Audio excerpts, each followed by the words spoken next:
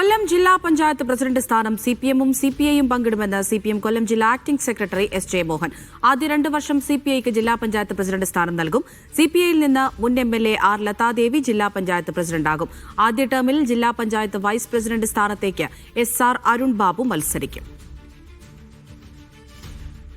ജില്ലാ പഞ്ചായത്ത് പ്രസിഡന്റായി സിപിഐ 2 വർഷക്കാലം പ്രസിഡന്റ് പദവി അലങ്കരിക്കും.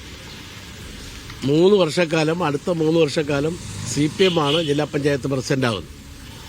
ആദ്യത്തെ 2 വർഷം CPI ജില്ലാ പഞ്ചായത്ത് പ്രസിഡന്റാവുന്ന സന്ദർഭത്തിൽ വൈസ് പ്രസിഡന്റായി ഇന്ന് ചേർന്ന പാർട്ടി ജില്ലാ കമ്മിറ്റി യോഗം നെടുവത്തൂർ ഡിവിഷനിൽ നിന്നും വലിയ ഭൂരിപക്ഷത്തിൽ വിജയിച്ച DYFIയുടെ സംസ്ഥാന ട്രഷററും പാർട്ടി ജില്ലാ കമ്മിറ്റി അംഗമായിട്ടുള്ള സർ അരുൺ ബാബുവിനെ ഞങ്ങൾ നിശ്ചയിച്ചിട്ടുണ്ട് എന്നതാണ്. ലിജോ റോളൻസ് കൊല്ലത്ത് നിന്ന് വിവരങ്ങൾ നൽകും. ലിജോ, ജില്ലാ പഞ്ചായത്ത് പ്രസിഡന്റ് സ്ഥാനം അത് ടേം വ്യവസ്ഥയിൽ കൊണ്ടുപോകാനാണോ നിലവിലുള്ള തീരുമാനം?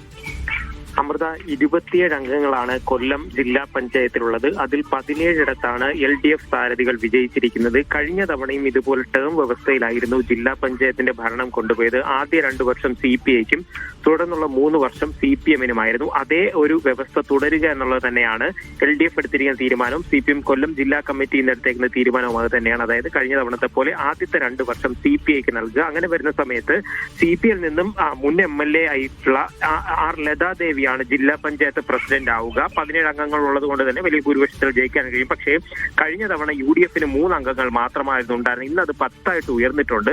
അങ്ങനെ വരുമ്പോൾ ശക്തമായ യുവനിരയുമായി UDF വരുന്ന സമയത്ത് ഏറ്റവും മുതിർന്ന ഒരു അംഗം തന്നെ ജില്ലാ പഞ്ചായത്ത് പ്രസിഡന്റായിട്ട് വരണം എന്നുള്ള ഒരു ആവശ്യം CPIയിലും ഉയർന്നു. അങ്ങനെയാണ് ആ സീനിയോറിറ്റി കൂടെ പരിഗണിച്ചുകൊണ്ട് ചടയമംഗലത്ത് നിന്ന് വിജയിച്ചു വന്നിരിക്കുന്ന ആർ ലതാദേവി ജില്ലാ പഞ്ചായത്ത് പ്രസിഡന്റ് ആകുന്നത്. മന്ത്രിയായിട്ടുള്ള GR അനിലിന്റെ ഭാര്യ കൂടിയാണ് ലതാദേവി എന്ന് പറയുന്നത്.